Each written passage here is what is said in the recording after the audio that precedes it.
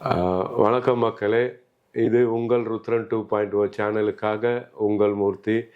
மக்களே, நம்ம இப்போ எங்கே இருக்கிறோம்னு சொன்னால் இப்போ ஒரு புகழ்பெற்ற ரத்னா சித்தா வைத்தியசாலையின் நிறுவனர் சித்தர் டாக்டர் திரு தணிகாச்சலம் ஐயா அவர்களை சந்திக்க வந்து கொண்டிருக்கிறோம். இதில் என்ன ஒரு விஷயம்னு சொன்னால், இவரை பற்றி நம்ம கேள்விப்பட்டதில் ஒரு பன்னாட்டு தமிழர்களை ஒருங்கிணைத்து 2018 கம்போடியாவில் ஒரு மாநாடு சிறப்பாக அது வெற்றிகரமாக நடந்தது. அதுக்கப்புறம் இந்த கொரோனானால சற்று இடைவெளி இப்போ 2025 வியட்நாமில் ஒரு மிகப்பெரிய அளவுக்கு நடத்துகிறதா. அதாவது இது எப்படி நடத்துகிறாருன்னு சொன்னால், ஒரு பன்முகத்தன்மை வாய்ந்த ஒரு மாநாடாக அதை நடத்துகிறாரு. வணிக ரீதியாகவும் ஒரு 60 நாடுகளை சார்ந்த பிரதிநிதிகளை இணைக்கும் ஒரு ஒருங்கிணைப்பாளராக நமது ஐயா தணிகாச்சலம் அவர்கள் செயல்படுகிறார். இப்போ அவரிடமே நம்ம இதனுடைய முழு விவரங்களை கேட்டு தெரிஞ்சுக்கலாம். வணக்கம் ஐயா. வணக்கம் ஐயா. சொல்லுங்க ஐயா விஷயம். இப்போ உலக தமிழர் மாநாடு நீங்க சொன்ன மாதிரி 2018 கம்போடியாவில் நடத்தினோம். இப்போ 2025 பிப்ரவரி 21, 22 இந்த தேதிகளில் வியட்நாமில் இருக்கக்கூடிய டானாங் அப்படிங்கிற நகரத்தில் நம்ம நடத்துகிறோம். இப்போ இந்த மாநாட்டை பொறுத்த வரைக்கும் வியட்நாமில் ஏன் நடத்துகிறோம் அப்படின்னு பார்த்தீங்கன்னா, 2ஆம் நூற்றாண்டில் பாண்டிய மன்னர்களில் ஒரு மன்னரான திருமாறன் அப்படிங்கிறவர் அங்கே ஆட்சி அமைக்கிறாரு. அவருடைய ஆட்சி காலத்துக்கு பிறகு சாம்பா பேரரசு அப்படிங்கிற ஒரு எம்பையர்ஸ் அவங்க அங்கே அவருடைய ஆட்சி இங்கேருந்து துவங்கின பிறகு அதற்கு பிறகு நிறைய மன்னர்கள் அவர்களுடைய வழி வந்தவர்கள் அங்கே ஆட்சியில் இருக்கிறாங்க. இந்த நிலையில் 8ஆம் நூற்றாண்டு 9ஆம் நூற்றாண்டில் ஒரு நிறைய கோயில்கள்லாம் அங்கே நிர்மாணிக்கிறாங்க. மைசன் அப்படிங்கிற இடம் வியட்நாமில் இருக்குது. அங்கே கோயில்கள், சிவன் கோயில், முருகன் கோயில், விநாயகர் கோயில், இந்த கோயில்கள்லாம் அங்கே அமைக்கிறாங்க. இந்த கோயில்களை பொறுத்த வரைக்கும் அந்த கோயிலுடைய சிறப்பு என்னன்னு பார்த்தீங்கன்னா, சுட்ட செங்கலால் ஆன கோபுரங்கள் அங்கே இருக்குது. இப்போ அந்த கோபுரங்கள் நம்ம சிதைந்து அமெரிக்க வியட்நாம் போரில் அந்த கோபுரங்கள்லாம் சிதைவடைந்திருக்கிறது. அப்போ அந்த நிலையில் இந்த வரலாற்று தகவல்களை தமிழ் மக்கள்கிட்ட கொண்டு போய் சேர்க்கணும் அப்படிங்கிறதுக்காக தான் முன்னாடி நம்ம கம்போடியாவில் மாநாடு ஆரம்பித்தோம். அதே மாதிரி இப்போ வியட்நாமில் போகிறதுக்கான காரணமும் அதுதான். அப்போ அந்த பண்டைய வரலாறு கிட்டத்தட்ட பார்த்தீங்கன்னா நான் சொல்கிறதுன்னு பார்த்தீங்கன்னா கூட வரலாற்று குறிப்பின்படி ஒரு 1900 ஆண்டுகள், கிட்டத்தட்ட 1900 ஆண்டுகளுக்கு முன்பாகவே எந்த விதமான வசதி வாய்ப்பும் இல்லாத காலகட்டத்தில் இவ்வளோ ஒரு 6000 கிலோமீட்டர் கடல் வழியாக பயணித்து ஒரு நாட்டில் போயிட்டு அங்கே ஒரு பேரரசை நம்முடைய பாண்டிய மன்னர்கள் அமைச்சிருக்கிறாங்க. அப்படிங்கும்போது இப்போ இந்த தகவல்கள் நம்முடைய தமிழர்கள் மத்தியில் போகின்ற போது ஏன் இவ்வளோ வசதி வாய்ப்புகள் இருக்கும்போது நம்ம ஏன் உலகளாவிய ஒரு பார்வையில் உலகளாவிய ஒரு வணிகத்தை நம்ம ஏன் எடுக்கக்கூடாது அப்படிங்கிற ஒரு நோக்கம். அதாவது ஒரு சின்ன ஒரு விஷயம், அதாவது நீங்கள் இந்த பாண்டிய மன்னர்கள் இதெல்லாம் உண்மையிலே எனக்கு தெரியல, இது எல்லாராலும் அறியப்பட்ட ஒன்றா எப்படி இது அதை மட்டும் எனக்கு. இப்போ பாண்டிய பேரரசு இப்போ எல்லாருக்கும் தெரிஞ்சது சோழ மன்னர்கள் போனாங்க, பல்லவர்கள் போனாங்க அப்படிங்கிறதெல்லாம் தெரியும்.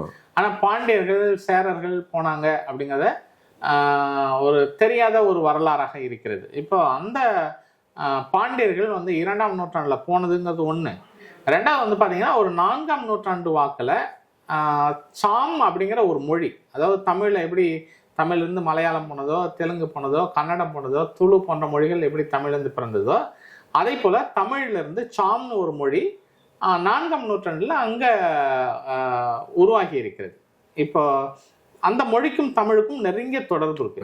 என்ன தொடர்பு அப்படின்னு பார்த்தீங்கன்னா, இப்போ தமிழில் எப்படி நம்ம காஞா சாஞா அப்படின்னு எழுதுகிறோமோ அதே மாதிரி தான் அந்த சாம் மொழியிலையும் காஞா சாஞா இதே வரிசையில் அந்த எழுத்துக்கள் தொடங்குது. அதே மாதிரி தமிழில் எப்படி எரள வழல அப்படின்னு நம்ம எழுத்துக்கள் முடியுதோ இதே வரிசையில் எரள வழல அப்படின்னு அந்த உயிர்மை எழுத்துக்கள் முடியறத நம்ம பார்க்க முடியும். இதை சார்ந்து நிறைய ஒற்றுமைகள் அங்கே இருக்கு சாம் மொழிக்கும் நமக்கும். இது ஒன்று. அந்த மொழி சாம் மொழின்னு சொல்றீங்க, தமிழில் நிறைய ஒற்றுமைகள் இருக்குன்னு. அந்த மொழி இன்னும் புழக்கத்தில் இருக்குங்களா? இன்னும் புழக்கத்தில் இருக்கு. சில லட்சம் மக்களால் பேசப்படுகின்ற எழுதப்படுகின்ற ஒரு மொழியாக இருக்கிறது.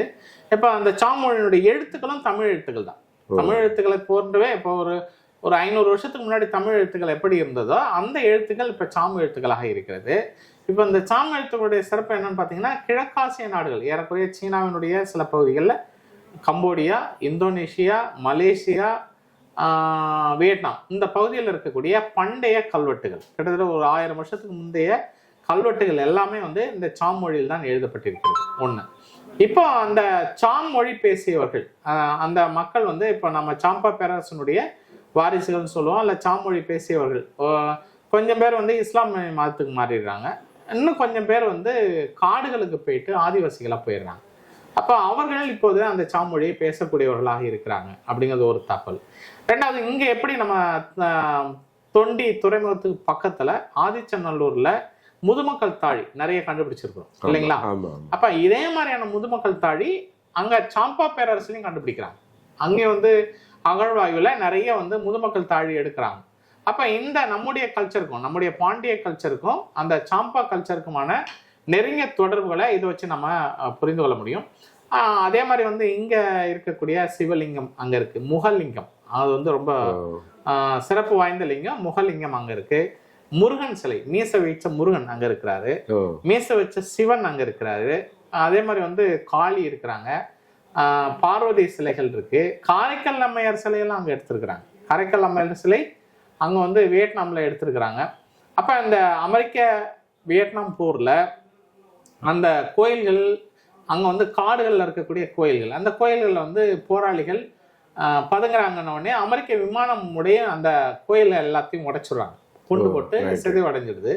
அப்போ அதுல மிஞ்சி இருக்கக்கூடிய சிலைகள் எல்லாம் கொண்டு வந்து நம்ம சாம்பா மியூசியம் அப்படிங்கிற பேர்ல டனாங்ல வந்து அந்த மியூசியத்தில் வச்சுங்க. அந்த மியூசியத்தில் தான் இப்போ நான் சொன்ன விஷயங்கள்லாம் இருக்கு. விநாயகர் சிலை இருக்குது, முருகன் சிலை இருக்குது, சிவலிங்கங்கள் இருக்குது, காரைக்கால் அம்மையாருடைய சிலைகள் இருக்குது, மாறனுடைய அந்த மன்னருடைய சிலைகள்லாம் கூட அங்கே இருக்குது. சின்ன இடையோ இருக்கு, மன்னிக்கணும். அதாவது நீங்க இப்ப சொல்றீங்க, அப்போ உங்களுக்கான ஒரு தேடல் ஒரு பெரிய தேடலா இருந்திருக்கும். ஸோ இந்த விஷயத்தெல்லாம் நீங்க எப்படி, யாரால, உங்களுக்கான ஒரு வழிகாட்டியோ இல்லை யாரோ இருப்பாங்க? இது வந்து யாரும் வழிகாட்டுறது இல்லை. 2015 நான் பாரிஸ் போனேன், ஐரோப்பிய சுற்றுப்பயணத்தில் பாரிஸ் போனேன். பாரிஸில் போகும்போது யூரிஸ் அப்படின்னு சொல்லக்கூடிய ஒரு மியூசியம், உலகத்தினுடைய பெரிய மியூசியம் அப்படின்ற ஒரு மியூசியம் இருக்குது, பாரிஸில் இருக்குது. அப்போ அந்த மியூசியத்தில் பார்க்கிற போது பிரெஞ்சு வரலாற்றை அப்படியே வந்து ஒரு மியூசியத்தில் கண்காட்சியை வச்சுருக்கிறாங்க. வச்சுருக்கும் போது கிட்டத்தட்ட பெரிய மியூசியம், ஒரு நாள் முழுக்க சுற்றலாம். அந்த மியூசியத்தில் சுற்றி வந்த பிறகு எனக்கு ஒரு பெரிய வெறுமை இருந்தது. ஏன்னா அவங்களுடைய வரலாற்றை நீட்டிப்பதற்கு ஒரு 500 வருஷம் கூட அவங்களால அவங்களுடைய ஹிஸ்ட்ரியை வந்து எக்ஸ்பென்ஷன் பண்ண முடியல, நீட்டிக்க முடியல.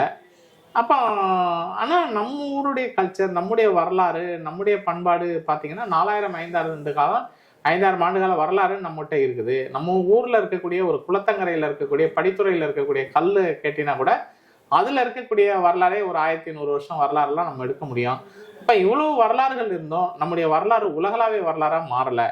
அப்போ இதை வந்து நம்முடைய தமிழர்கள்ட்ட முதல்ல கொண்டு போய் சேர்க்கணும் அப்படிங்கிறதுக்காக தான் முதல்ல 2018 நம்ம கம்போடியாவில் அந்த மாநாடு போட்டோம். அதே மாதிரி இந்த தமிழர்களுடைய வரலாறு, இப்போ உங்களுக்கே தெரியும், நீங்கள் எல்லா வரலாறையும் படிச்சிருப்பீங்க. வியட்நாமில் பாண்டியர்களுடைய வரலாறு அப்படின்னு நமக்கு தெரியல. கண்டிப்பாக அந்த வியட்நாமில் பாண்டியர்களுடைய வரலாறு பற்றி நம்முடைய பாடப்புத்தகத்தில் சொல்லி கொடுத்துருக்காங்களா அப்படின்னா சொல்லி கொடுக்கல.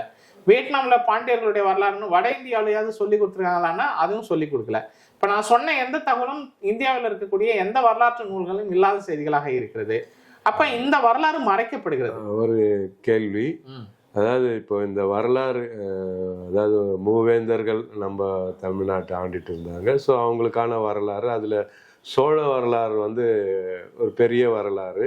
அவங்க தான் கடல் கடந்து போயிட்டு மலேசியா, இலங்கை அப்படிலாம் ஒரு இது வருது. ஆனால் இந்த பாண்டிய மன்னர்கள் விஷயம் வந்து இப்போ எனக்கே வந்து இது ஒரு விஷயமா இப்போ தான் கேள்விப்படுறோம்.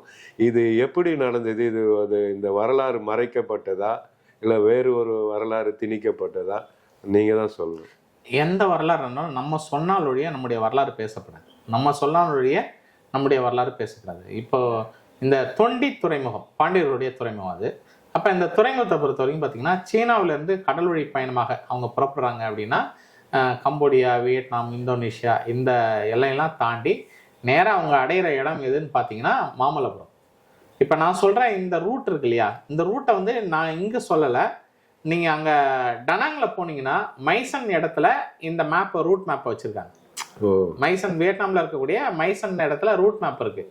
அந்த ரூட் மேப் வந்து சீனாவில் தொடங்கி வியட்நாம் தொட்டு கம்போடியா தொட்டு இந்தோனேஷியா தொட்டு மலேசியா தொட்டு அந்த ரூட் மேப்பை நேரா வந்து சேர்ற இடம் எதுன்னு பார்த்தீங்கன்னா மாமல்லபுரம் வருது. கப்பல் வழி அந்த வழியாக தான் வராங்க. அப்போ அந்த மாமல்லபுரத்தில் தொடங்கி அதுக்கு பிறகு நாகப்பட்டினம், இதெல்லாமே மென்ஷன் பண்ணியிருக்காங்க. மாமல்லபுரம், நாகப்பட்டினம் அப்படின்னு சொல்லிட்டு மென்ஷன் பண்ணி அதுக்கு பிறகு தொண்டி துறைமுகம், அதுதான் வந்து பாண்டியர்களுடைய துறைமுகம். இந்த தொண்டி துறைமுகத்துலேருந்து போயிட்டு பார்த்தீங்கன்னா நம்ம ஸ்ரீலங்காவை, இலங்கையை சுற்றிட்டு நேராக அரபுக்கடல் வழியாக ஐரோப்பா வரைக்கும் இந்த பட்டு வழி பாதை இருக்கு.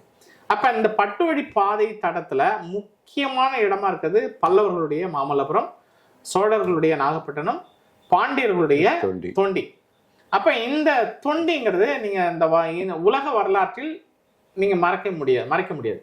உலகத்தினுடைய ரூட் மேப் கிட்டத்தட்ட ஒரு 6000 ஆண்டுகால ரூட் மேப்ல தொண்டி வந்து முக்கிய அங்கம் வகிக்குது. அப்ப இந்த பாண்டியர்களுடைய எக்ஸ்போர்ட் இம்போர்ட், ஏற்றுமதி இறக்குமதி எப்போதும் இருந்திருக்கு தொண்டிலேருந்து.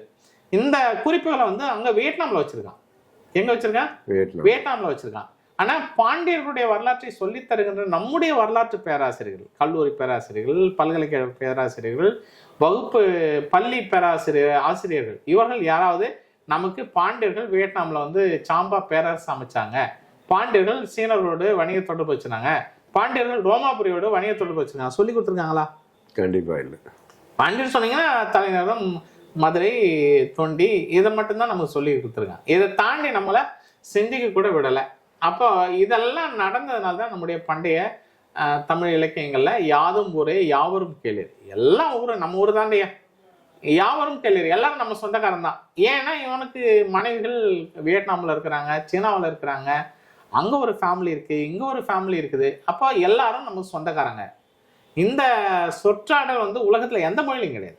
இந்த சொற்றாடல் உலகத்தின் எந்த மொழி, யாதும் ஊரே யாவரும் கேளீர், எல்லாம் நமக்கு சொந்தக்கார ஊர் தான். ஏன் இந்த பேரை சொன்னாங்கன்னா உலகம் முழுக்க இவன் போறான், உலகம் முழுக்க போறான். அதை வந்து யாதும் நாடே அப்படின்னு அவன் சொல்லல, யாதும் நாடேன்னு கூட சொல்ல, யாதும் ஊரே, எல்லாம் நம்ம ஊர் தான்ப்பா, எங்க வேணாலும் நம்ம ஆட்கள் இருக்காங்க, யாவரும் கேளீர், எல்லாரும் நமக்கு சொந்தக்காரன் அப்படின்னு சொல்லக்கூடிய இந்த விசால பார்வை என்பது இந்த சேர மன்னர்கள், சோழ மன்னர்கள், பாண்டிய மன்னர்கள், பல்லவ மன்னர்கள் உலகம் முழுக்க வணிக தொடர்புகளாலும், உலகம் முழுக்க வந்து வியாபார தொடர்புகளாலும், உலகம் முழுக்க ஆட்சி அதிகாரத்திலையும் தொடர்புகளாலும் இருந்ததுனால தான் இந்த வார்த்தையை சொல்ல முடியுது. அப்போ இந்த பாண்டியர்கள் அங்கே வியட்நாமில் இந்த ஆட்சியை தொடங்கினாங்க, ஸ்டார்ட் பண்ணாங்க, நடத்தினாங்க அப்படிங்கிறதுக்கான வரலாற்று குறிப்புகள் சீன குறிப்புகள் இருக்கு. சில கல்வெட்டுகளும் எடுத்திருக்கிறாங்க. இப்போ நான் சொல்ற மாறன் அப்படிங்கிற பேரரசை பொறுத்த வரைக்கும் நானே சும்மா நச்சுன்னு சொல்லி வருதில்லை, இது வந்து அங்க கல்வெட்டு இருக்கு, மாறன் அப்படின்னு சொல்லிட்டு கல்வெட்டே இருக்கு. ஒரு முக்கியமான விஷயம், அதாவது பாண்டியர்கள் அப்படின்னு சொல்லிட்டு அவங்களுடைய சின்ன மீன், சோ அது சம்பந்தமா அது இருக்கு. கம்போடியாவில் இருக்கு மீன் சின்னம் இருக்கு, வியட்நாம்ல மீன் சின்னம் இருக்கு, சிற்பங்கள் செதுக்கி வச்சிருக்கிறாங்க. இன்னொரு ஆச்சரியமான தகவல் சொல்றேன் நான், பாண்டியர்களை பொறுத்த வரைக்கும் நீங்க வந்து 2000 வருஷத்துக்கு முன்னாடி தான் நாடு கடந்து போனாங்க அப்படின்னு கிடையாது. 10,000 ஆண்டுகளுக்கு முன்பாகவும் நாடு கடந்து போயிருக்காங்க. 10,000 ஆண்டுகளுக்கு முன்பாக ஆஸ்திரேலியா போயிருக்கிறாங்க. ஆஸ்திரேலியாவில் இருக்கக்கூடிய பழங்குடி மக்கள் அவர்கள் வந்து நம்முடைய வம்சம். மூர்த்திசாரியும் ஆஸ்திரேலியாவில் இருக்கக்கூடிய அபார்ஜன்ஸ், அது பழங்குடி மக்கள் ஒரு தலைவனையும் கொண்டு வந்து ஒரே இடத்துல வச்சுட்டு ஒரே ட்ரெஸ்ஸை போட்டிங்கன்னா யார் மூர்த்தி யார் ஆஸ்திரேலியாவில் இருக்கக்கூடிய பழங்குடி மக்கள் அப்படிங்கிறத நீங்க வித்தியாசம் பார்க்க முடியாது. இதே முகம், இதே தோல், இதே கண்ணு, இதே மீசை, இதே வடிவம், டிட்டோ இப்படியான ஒரு மனிதரை நீங்க ஆஸ்திரேலியாவில் போயிட்டு எடுத்துட முடியும். அப்போ அவர்கள் வேற நம்ம வேற இல்லை, அவர்கள் வேற நம்ம வேற இல்லை. அப்போ அவர்கள் எப்படி போனாங்க ஆஸ்திரேலியாவுக்கு? எப்படி போனாங்க? ஆஸ்திரேலியா என்பது 18ஆம் நூற்றாண்டுல 16ஆம் நூற்றாண்டுல ஐரோப்பியர்கள், குறிப்பாக இங்கிலாந்துல இருக்கக்கூடிய சிறையில் இருக்கக்கூடியவர்களை, சிறை கைதிகளை விடுவிச்சு அங்க கொண்டு போய் குடியேற்றுறாங்க. ஆனால் அவர்கள் குடியேறுவதற்கு முன்பு அங்க இருந்தவர்கள் தமிழர்கள். இப்ப அங்க வந்து இருக்கக்கூடிய அலங்கு அப்படின்னு சொல்லக்கூடிய ஒரு திருவிழா அங்க நடக்குது. அதே மாதிரி பட்டையை போட்டுட்டு விபூதியை பூசிட்டு அங்க திருவிழா கொண்டாடுறாங்க அந்த மக்கள். அணங்கு திருவிழா, அணங்கு என்று சொன்னால் சிவனை குறிக்கும், சிவனை குறிக்கக்கூடிய ஒரு சொல்லு. அந்த திருவிழா வந்து ஆஸ்திரேலியாவில் நடக்குது. இதெல்லாம் எப்படி நடக்குது, எப்படி சாத்தியம்? அந்த பழங்குடியினருக்கும் நமக்கு என்ன தொடர்பு அப்படின்னு பார்த்தீங்கன்னா நம்முடைய கலாச்சாரம் அங்கே நடக்குது. அப்போ உலகளாவிய ஒரு சமூகம் இது இருந்திருக்கு. இந்த வரலாற்று தொடர்புகளை, வரலாற்று செய்திகளை முதல்ல தமிழர்கள்ட்ட கொண்டு போய் சேர்க்கணும் அப்படிங்கிறது தான் முக்கிய நோக்கம். இந்த மாநாடு நடத்துவதற்கான நோக்கம், முக்கிய நோக்கம் இது. 2வது நோக்கம், இப்போ உலகளாவிய எல்லா நாடுகள்லையும் தமிழர்கள் குடியேறியிருக்கோம். அப்போ உலகளாவிய குடியேறிய தமிழர்கள் இப்போ தனித்தனி தீவுகள் ஆயிட்டாங்க. இப்போ ஆப்பிரிக்காவில் இருக்கக்கூடிய தமிழர்கள், பிஜி தீவில் இருக்கக்கூடிய தமிழர்கள், நமக்கும் அவங்களுக்கும் தொடர்பே இல்லாமல் போயிடுச்சு ரொம்ப காலமா. இருந்தனால அவங்க வேற நம்ம வேற ஆயிட்டோம். இந்தோனேஷியாவில் சில பகுதியில் இருக்கக்கூடிய தமிழர்கள் நமக்கும் தொடர்பு இல்லாமல் இருக்கு. அப்ப இவர்கள் எல்லோரையும் சங்கமிக்க வைக்கணும். 5 நாள் மாநாடு, 5 நாள் ஒரே இடத்துல தங்குறோம். கிட்டத்தட்ட 1000 பேர், 60 நாடுகள்ல இருந்து 1000 பேர் ஒரே இடத்துல தங்குறாங்க. 1000 பேரும் ஒரே ஹோட்டல்ல தங்குறோம், ஒரே இடத்துல சாப்பிட்றோம், ஒரே இடத்துல தூங்குறோம், ஒரே இடத்துல ஒன்னா சுத்தி பார்க்குறோம். அப்படிங்கும்போது இந்த 1000 பேர்களுக்குள்ளாக உலகளாவிய 60 நாடுகள் இருக்கக்கூடிய 1000 தமிழர்களுக்குள்ளாக ஒரு தொடர்பு, உலகளாவிய தொடர்பு கிடைக்கும். அப்போ இப்போ என்ன கேட்டீங்க, அந்த மாநாட்டுக்கு போயிட்டு வந்த பிறகு என்ன கேட்டிங்கன்னா, சீனாவில் வந்து கோபி இருக்கார்ப்பா, ஜப்பானில் வந்து பால் இருக்கார்ப்பா, நம்ம ஃப்ரெண்டு பால் இருக்கிறார், ஜப்பானில் தான் இருக்கிறார். ரஷ்யாவில் நம்ம சுரேஷ் நம்ம ரஷ்யாவில் தான் இருக்கிறார். வியட்நாமில் வந்து நம்முடைய பாலசுப்ரமணியம் இருக்கிறார். இப்படி நம்ம உலகத்தினுடைய ஒவ்வொரு நாடுகளிலும் நமக்கு நட்பு கிடைக்கும். அப்போ நட்பு கிடைக்கின்ற போது இப்போ எனக்கு திடீர்னு ஒரு நாள் மெக்சிகோலேருந்து ஏதோ ஒரு ஹெர்பல் எக்ஸ்ட்ராக்ட் எனக்கு வேணும் அப்படின்னா, மெக்சிகோ ஃப்ரெண்டுக்கு நான் ஜஸ்ட் ஃபோன் அடிச்சு ஸோ நான் பேசுகிறேங்க, அது கொஞ்சம் எனக்கு அனுப்பிச்சிருங்கன்னா, அப்போ எனக்கு தெரிந்த நண்பர் மெக்சிகோலையும் இருப்பார். இன்கேஸ் என்னுடைய ப்ராடக்டை நான் விற்கணும் அப்படின்னாலும் கூட இந்த 60 நாடுகளுக்கும் என்னுடைய ப்ராடக்டை ஒரே நாளில் கொண்டு போயிட்டு அங்கே இருக்கிற வணிகர்களை தொடர்பு கொண்டு என்னால் விற்ற முடியும் அப்படிங்கிற இந்த ரெண்டாவது கணக்கு. அப்போ அந்த பிஸ்னஸ் ரீதியாக, வணிக ரீதியாக தமிழர்களை ஒருங்கிணைக்கணும் அப்படிங்கிறதுக்காகவும் இது 2வது நாள் மாநாடு. முதல் நாள் உலக தமிழர் மாநாடு, அது வரலாற்று சார்ந்த செய்திகளை நம்ம பேசுறது. 2வது நாள் உலக வணிக மாநாடு. அப்போ இந்த வணிக மாநாட்டில் உலகளாவிய தமிழர்கள் ஒன்னா சேர்ந்து ஒன்னா இருந்து இருக்கின்ற போது இவர்களுக்கான வணிக நெட்வொர்க்கை நம்ம பலப்படுத்துவது அப்படின்னு இந்த 2 நோக்கத்தில் தான் இந்த மாநாடை நம்ம வியட்நாமில் இருக்கக்கூடிய டனாங் நகரத்தில் நம்ம நடத்துகிறோம். இதுக்காக உங்களுக்கு வந்து இப்போ எப்படி, அதாவது சொல்ல போனீங்கன்னா, அதாவது உலகத்தையே ஒரு குடையின் கீழ், அதாவது உங்க தலைமையின் கீழ்னு நம்ம இல்ல தலைமை அப்படின்லாம் கிடையாது. இது வந்து நம்ம இனிஷியேட் பண்றோம். இது யாரும் செய்யல, அதனால இந்த வேலையை நம்ம செய்யறோம் அப்படின்னு என்ன வச்சுக்கலாம். மறுபடி தலைமை முன்னிலை அப்படின்னலாம் ஒன்றும் கிடையாது. இப்போ இந்த இவங்களை ஒருங்கிணைக்கிற வேலையை நம்ம பார்க்குறோம்.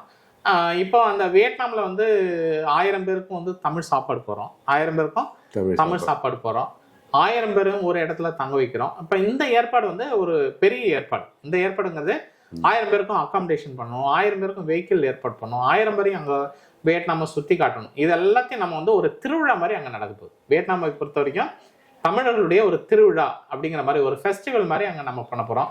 அது இல்லாமல் வியட்நாமில் கிட்டத்தட்ட 1000 தமிழர்கள் இருக்காங்க. அங்கே வந்து இன்ஃபோசிஸ் போன்ற கம்பெனிகள், ஹெச்சிஎல் போன்ற கம்பெனிகள் வியட்நாமில் இருக்குது. அப்போ அந்த டெக்னாலஜி இருக்கக்கூடிய இளைஞர்கள் அவங்களும் இந்த மாநாட்டில் ஒருங்கிணைந்து வேலை பார்க்குறாங்க. இப்போ இதெல்லாம் சேர்ந்து இருக்கும்போது இது வந்து ஒரு பல முனையில் இந்த மாநாட்டினுடைய வீச்சு வீரியம் இருக்கும். அது இல்லாமல் உலகளாவிய அரசியல் தலைவர்கள் வராங்க, மொரிஷியஸ்லேருந்து தலைவர்கள் வராங்க, அமைச்சர்கள் வராங்க, பாப்பு நியூகினியாவிலேருந்து அமைச்சர்கள், ஆளுநர்கள் வராங்க, இலங்கையிலேருந்து அமைச்சர்கள், பாராளுமன்ற உறுப்பினர்கள் வராங்க, மலேசியாவிலேருந்து அமைச்சர்கள், பாராளுமன்ற உறுப்பினர்கள் வராங்க, சிங்கப்பூர்லேருந்து தலைவர்கள் வராங்க, இந்தியாவிலேருந்து இந்திய அரசினுடைய அமைச்சர்கள் வராங்க. அதே மாதிரி வெவ்வேறு நாடுகளில் இருக்கக்கூடிய அரசியல் அதிகாரத்தில் இருக்கக்கூடிய தமிழர்கள் அங்கே வந்து ஒரு இடத்துல சங்கமிக்கக்கூடிய ஒரு சூழலை நம்ம உருவாக்குறோம். அதனால் வந்து இது மிகப்பெரிய ஒரு ஏற்பாடாக அங்கே வியட்நாமில் இந்த மாநாட்டு ஏற்பாடுகள் நடந்துட்டு இருக்குது. அதாவது மக்களே, வியட்நாமே வந்து நம்ம இவ்வளோ வியப்புக்குரிய விஷயங்கள் எல்லாம் நம்ம மருத்துவர் தணிகாச்சலம் ஐயா அவர்கள் வந்து நம்ம கூற கேட்டோம். இது வந்து எப்படி சாத்தியப்பட்டது அப்படின்னு சொல்லிட்டு நம்மளுக்கு இன்னும் ஒரு கேள்விக்குறியில் ஆச்சரியக்குறியாக தான் இருக்குது. ஏன்னா உலகத்தையே வந்து இவர் ஒருங்கிணைக்கிறார். குறிப்பாக நமது தமிழர்கள், தமிழ் சார்ந்த மரபுகள், தமிழர் வரலாற்று இதெல்லாம் வந்து ஒரு மீட்டெடுக்கிறதுல அவர் சொன்ன பாண்டியன், மதுரை மீட்ட சுந்தர பாண்டியனாக நம்மளுக்கு வந்து அவர் கண்ணுக்கு தென்படுகிறார். இவரது முயற்சி மென்மேலும் பல்கி பெருகி எப்படி நம்மளுடைய தமிழர்கள் உலகளாவிய, அதாவது எப்படி போனாங்க, எப்படி சேர்ந்தாங்க அப்படின்ற ஒரு விஷயமே தெரியல. அதாவது இந்த காலத்தில் தான் ஜிபிஆர்எஸ் கருவிலாம் வந்து அதை பார்த்து கூட நம்ம போய் எங்கன்னா முட்டிக்கிறோம். ஆனால் அந்த காலத்தில் அவ்வளோ தெளிவாக ஒரு நீர்வழியை வந்து அவங்க ஆராய்ஞ்சு இந்த அளவுக்கு ஒரு பெரிய விஷயமா, அதாவது மறைக்கப்பட்ட வரலாறுகளும் வந்து மீட்டெடுக்கிறதுக்கு உங்களை மாதிரி ஒரு நல்ல உள்ளங்கள்லாம் அவங்களுடைய முயற்சிக்கு மக்களை நாமும் வந்து அவங்களுக்கு வந்து ஒரு கை கொடுத்து இந்த முயற்சியை வெற்றி பெற வாழ்த்த வேண்டும். இதில் முதலாக எங்களுடைய ருத்ரன் 2.0 சேனல் வாழ்த்துகிறது. மேலும் செய்திகளை அந்த மாநாட்டிலிருந்து சேகரித்து சொல்ல நம்ம கடமைப்பட்டோம். அதற்கான முயற்சிகள் நம்ம கண்டிப்பாக செய்வோம். அவசியம் ஐயா. உங்களுடைய தொலைக்காட்சி பணியாளர்கள், உங்களுடைய நிர்வாகம் அத்தனை பேரையும் நாங்கள் வியட்நாமுக்கு உங்களை அன்போடு வரவேற்கிறோம். அங்கே நடக்கிற செய்தியும் நீங்கள் உடனுக்குடன் உங்களுடைய உலக தமிழர்களுக்கு கொண்டு போய் சேர்க்கணும்னு என்னுடைய வேண்டுகோளாக. கண்டிப்பாக. ஏன்னா இது வந்து ஒரு பெரிய முயற்சி. நமக்கு என்ன, நம்ம சிங்கப்பூர் போனோம், சென்ட் வாயின் வந்து அப்படின்னு இல்லாமல் அங்கே இருக்கிற தமிழர்கள் அவர்களுடைய வியாபாரத்திலே வந்து இணைக்க உங்கள் முயற்சி கண்டிப்பாக வெற்றி பெற வேண்டும் என்பதே எங்களுடைய நிலைப்பாடு. அதற்கான வாழ்த்துக்களுடன் நன்றி கூறி விடைபெறுவது அன்புடன் உங்கள். நன்றி ஐயா.